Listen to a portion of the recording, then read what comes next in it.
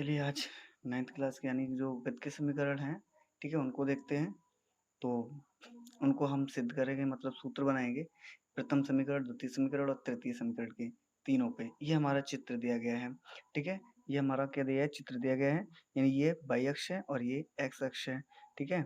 ये हमारा A, B, C, D और ये हमारा OE है, ठीक है?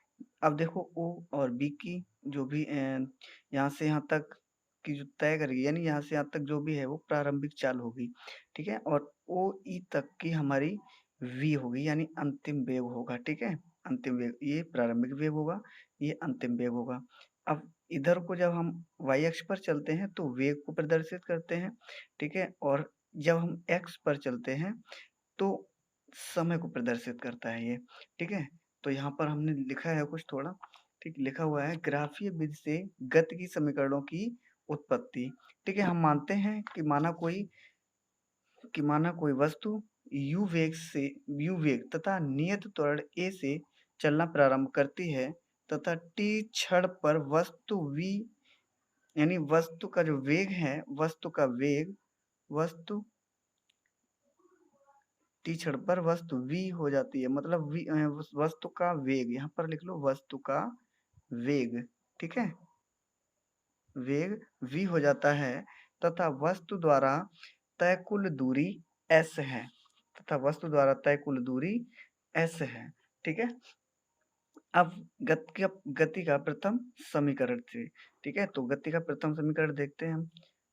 यहाँ पर देखो गति का प्रथम समीकरण देखेंगे तो देखिए हम मानते हैं इसको अभी हम साइड में रख ले माना, यहाँ हम मान लेंगे माना, ठीक है? चलिए, ठीक है, मानते हैं माना हमने यानी t बराबर 0 से, यानी कि 0 कहाँ पर है? 0 हमारा यहाँ पर होगा, ठीक? ये होगा हमारा 0 से। यहाँ से जब इधर को हम चलेंगे तो हमारा समय बढ़ेगा, ठीक है? इधर को जब हम चलेंगे तो हमारा वेग बढ़ेगा, ठीक है? यहाँ पर अभी हम यहाँ पर है तो 0 से, यहाँ पर कह रहा है t 0 पर यानी t बराबर 0 क्षण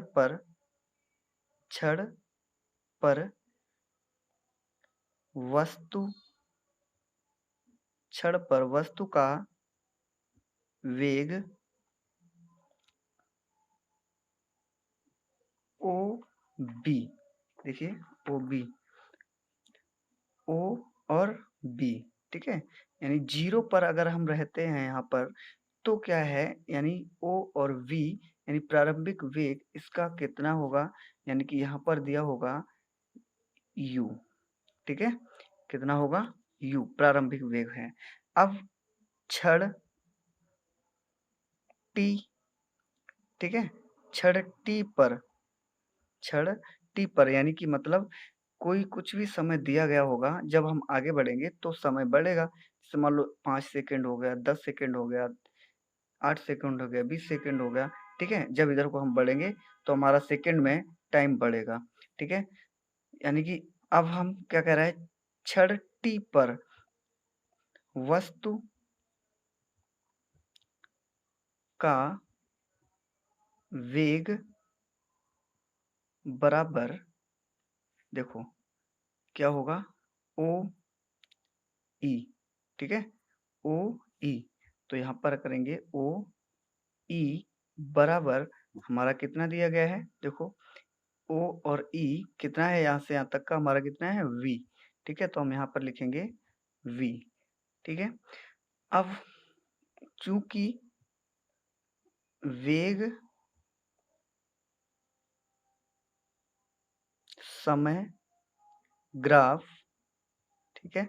वेग समय ग्राफ का ढाल वस्तु का त्वरण, ठीक है, प्रदर्शित करता है,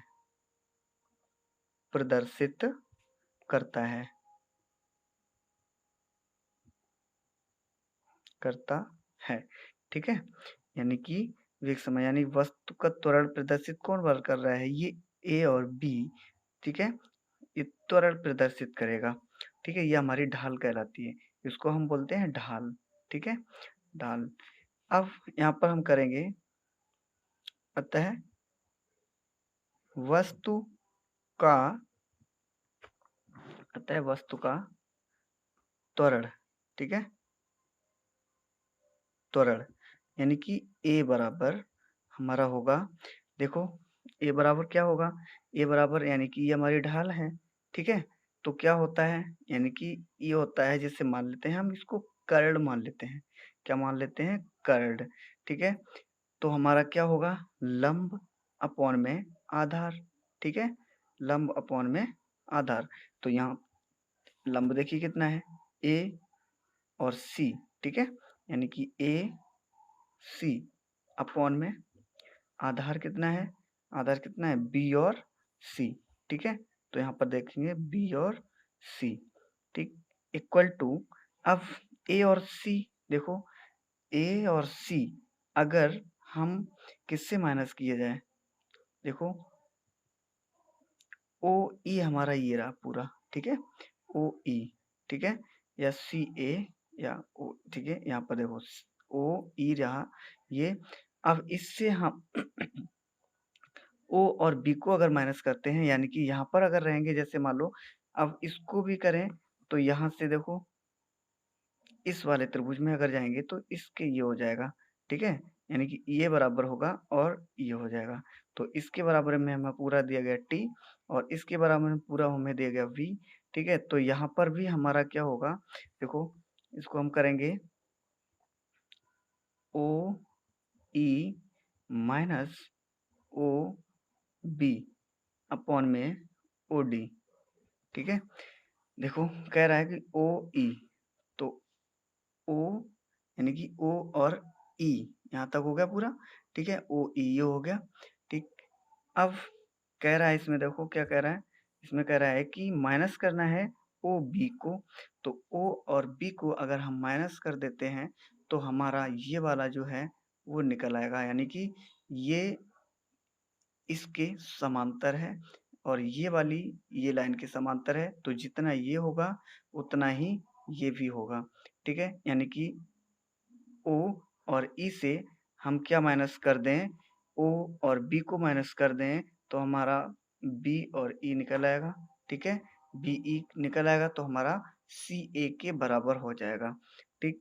तो यहाँ पर हम देखेंगे आगे ए इक्वल टू ओ ई, अब ओ और ई हमारा कितना दिया गया है, ये हमारा दिया गया है वी, ठीक है, वी दिया गया है माइनस ओ और बी, ओ और बी, ओ बी कितना है हमारा, यू दिया गया है, यहाँ हम यू लिखेंगे अपॉन में ओ और डी, ओ और डी या बी और सी, ठीक है, ओ और डी, बी और सी दोनों एक दूसरे के समांतर हैं, ठीक, और ओ बी और सी डी एक दूसरे के समांतर हैं। तो जितनी दूरी यहाँ से यहाँ तक होगी उतनी ही दूरी ये भी होगी। तो यहाँ से यहाँ तक की दूरी कितनी है, मान लो यहाँ से यहाँ तक का क्या दिया गया है, यहाँ पर टाइम दिया गया है, यानी सी यानी कि टी दिया गया है, ठीक है। अब हम इसको आगे करते हैं, इसका मल्टीप्लाई करेंगे इसमें, तो ये हो जाएगा हमारा A T equal to V minus U हो जाएगा, ठीक है।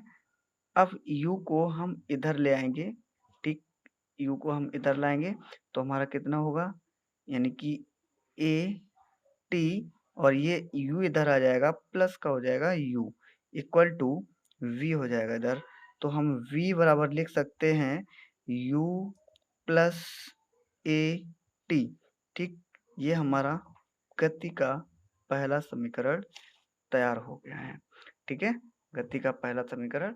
चलिए देखते हैं गति का द्वितीय समीकरण, ठीक है, समय स्थिति संबंध से हम देखते हैं, ठीक। यहाँ पर देखते हैं, माना t 0 से t समय तक, यानी t बराबर 0 से t समय तक, मतलब 0 से कोई भी यहाँ पर समय दिया रहेगा, जैसे मान लो यहाँ पर दिया होगा 4 सेकंड दिया हो, 3 सेकंड दिया रहेगा, यानी 0 से 4 सेकंड दिया हो, 0 से 5 सेकंड दिया गया हो, ठीक है, यानी t समय तक वस्तु s दूरी तय करती है, तब वेग समय ग्राफ में t इक्वल टू 0 से t समय तक घिरा क्षेत्रफल, यानी किसका क्षेत्रफल, घिरा क्षेत्रफल वस्तु द्वारा तय की गई दूरी को प्रदर्शित करेगा।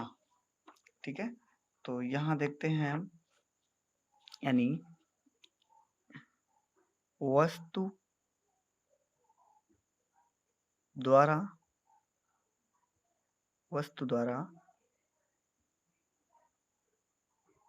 चली गई दूरी, ठीक है, चली गई दूरी s बराबर क्या होगा,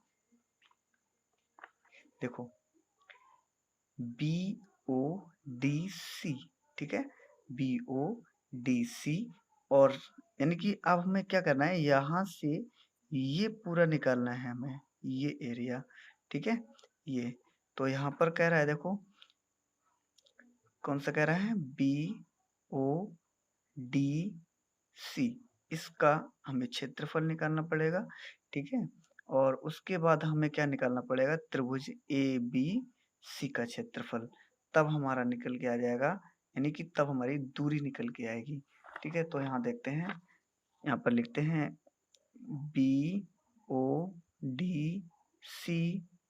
का क्षेत्रफल, ठीक है, और प्लस करते हैं त्रिभुज ABC का क्षेत्रफल।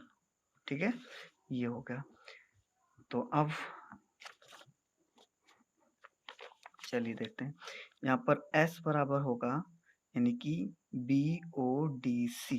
ठीक है, तो यहाँ देखते हैं चित्र में क्या है हमारा, BODC। अब देखो ये एक आयत है, आयत का हमारा क्षेत्रफल निकालने के लिए क्या करते हैं, लंबाई और गुणे में चौड़ाई। तो लंबाई हमारी कितनी है, T है, चौड़ाई हमारी कितनी है, U है। तो यहाँ पर हम करेंगे U इंटू T, ठीक है, और प्लस करेंगे त्रिभुज का क्षेत्रफल, हमने सूत्र दिया था 1/2, यानी कि ये हमारा क्या नाम, समकोण त्रिभुज है। ठीक है, ये 90 डिग्री का बन रहा है, तो समकोण त्रिभुज है, 1/2 लंबाई और गुणे में आधार। ठीक है, तो यहाँ पर होगा, यानी कि लंब कितना है, हमारा लंब है A और C, तो AC इंटू, यहाँ पर अगर हम बात करेंगे तो यहाँ पर देखो इसका जो है ये हमने मान रख दिया पहले से ही, ठीक, यहाँ से मान रख दिया है, लेकिन यहाँ पर आगे अभी मान रखेंगे इसके। ठीक है, तो यहाँ पर देखो AC होगा, और यहाँ पर आधार कितना है हमारा, B और C, यानी BC। ठीक है, अब यहाँ देखो BC हो गया, तो हम इसके मान रखेंगे, U ये T हो गया, प्लस 1/2, A और C कितना है हमारा, A और C कितना है हमारा, देखो अभी हमने एक AC निकाला था ना पीछे, A और C, यानी A ऐसे लिख लो यहाँ पर, चूंकि करके दर्शा दें,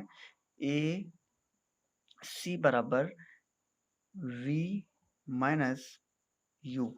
ठीक है, A और C बराबर क्या करेंगे, V से U माइनस कर देंगे, यानी कि इसको हम लिख लेते हैं, यानी ये जो दूरी है वो हमारी हो जाएगी, यानी V माइनस U। ठीक है, V माइनस U।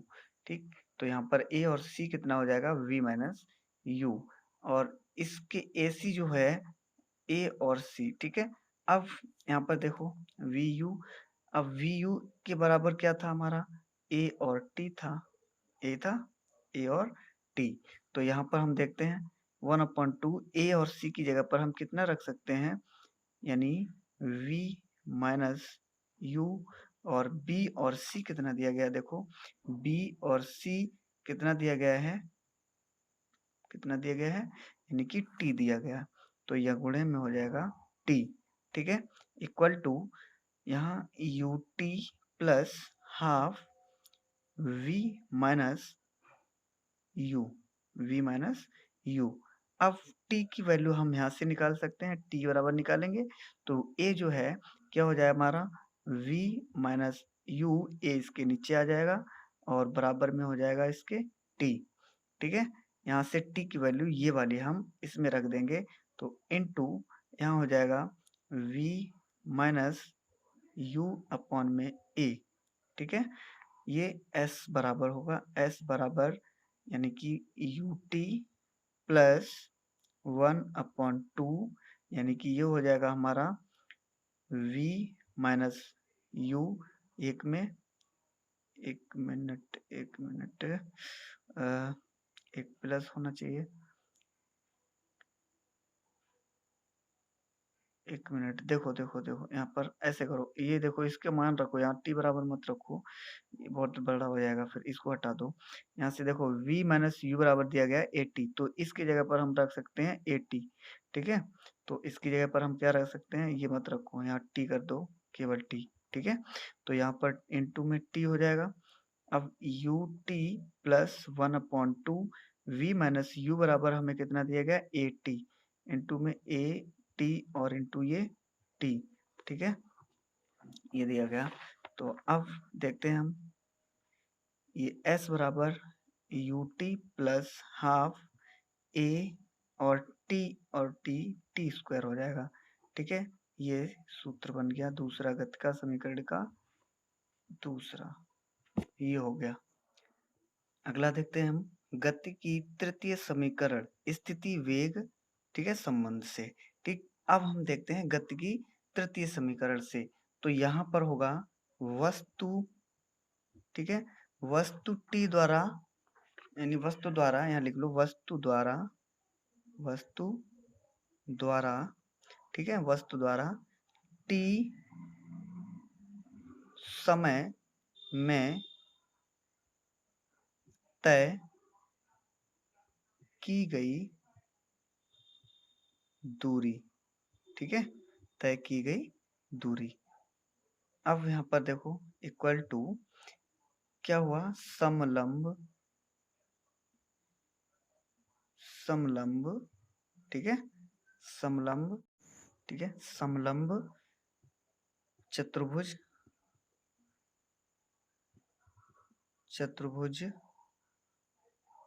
चतुर्भुज ए डी ओ बी का क्षेत्रफल, ठीक है, क्षेत्रफल।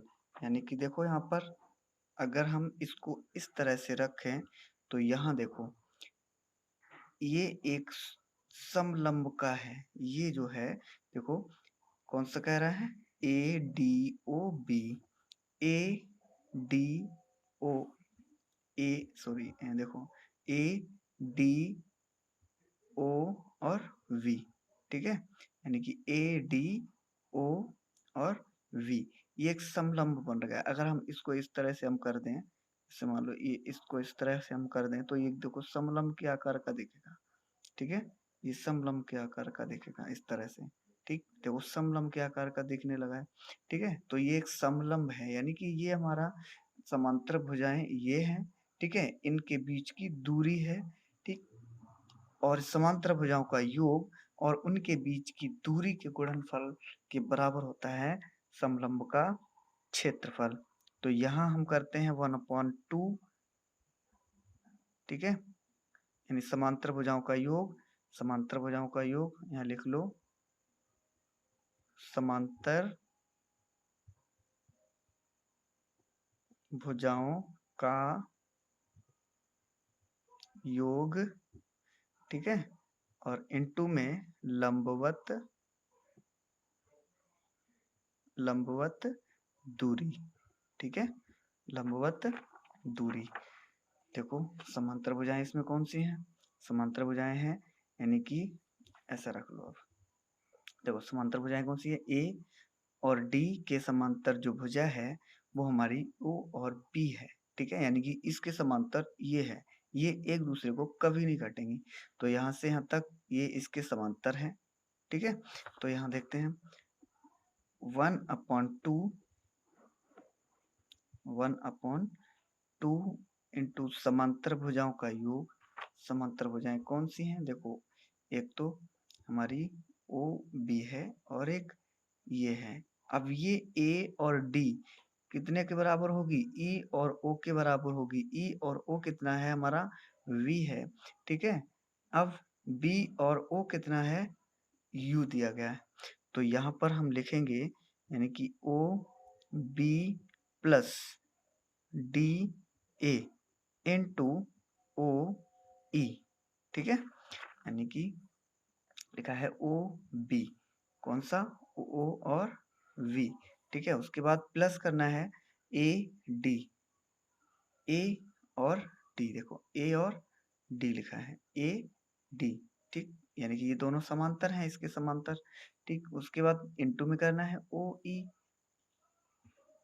ओ और ई, ठीक है, ओ और ई करना है। चलिए देखते हैं अब।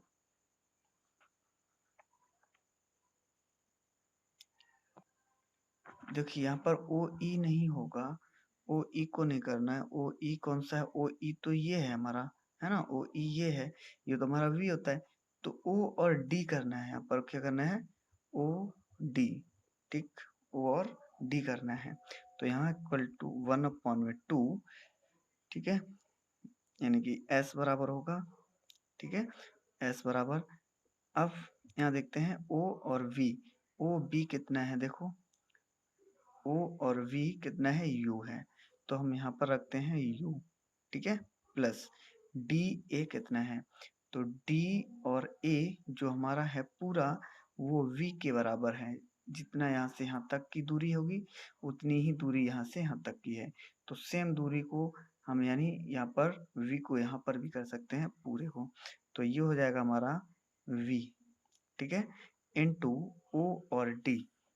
देखिए यानी O और D हमारा कितना दिया गया है, O और D दिया गया है हमारा T, तो यहाँ हम करेंगे T, ओके। तो यहाँ हो जाएगा 1/2 और U प्लस V और इनटू में T, ठीक है। T की वैल्यू देखिए हम निकाल सकते हैं, T बराबर हम निकाल सकते हैं V माइनस U/A, ठीक है। ये कैसे निकलेगा, जैसे हम इसको देखिए, इधर देखिए, इसमें कैसे निकलेगा, जैसे था हमारा कि v इक्वल टू क्या था, u प्लस ए टी था, ठीक है। इसको हम इधर भेजते हैं तो हमारा v माइनस हो जाता है u, बराबर में ए टी रहेगा इधर। t बराबर जब निकालेंगे ये a मल्टीप्लाई में है, इधर डिवाइड में आ जाएगा, तो v माइनस यू अपॉन में a और इक्वल टू t। तो यही है हमारा t बराबर v माइनस यू अपॉन में a, ठीक है। ये है, इस तरह से t बराबर हम निकाल लेंगे ये। अब t की जगह पर हम ये वैल्यू पुट कर देंगे, तो यहाँ हो जाएगा 1/2 और u प्लस v, ठीक है, इनटू में t की वैल्यू कितनी है हमारी, t की वैल्यू आई है v माइनस यू अपॉन में a, ठीक, 1/2।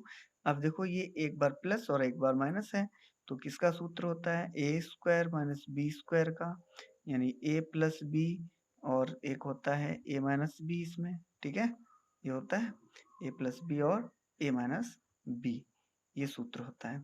तो यहाँ पर हो जाएगा हमारा यानी कि कितना हो जाएगा, A square minus B square upon में 2, और ये होगा एस बराबर की, यू होगा, यहाँ पर हमने क्या कर दिया, ये हटाओ, एस बराबर 1/2, ठीक है। ये हो जाएगा V square minus U square के अपॉन ए, ठीक है, ये हो जाएगा। तो अब हम क्या करेंगे, इसका मल्टीप्लाई करेंगे, 2s इक्वल टू ये V square minus U square upon में ए का मल्टीप्लाई इसमें हो जाएगा, 2as हो जाएगा equal to V square minus U square, ठीक है। u को हम इधर ले आएंगे, तो ये हो जाएगा यू स्क्वायर प्लस 2, यहाँ देखिए यू स्क्वायर प्लस 2as बराबर वी स्क्वायर के, तो यहाँ हो जाएगा V square equal to U square plus 2as, ठीक है। ये हो जाएगा गति का तृतीय समीकरण, ठीक है।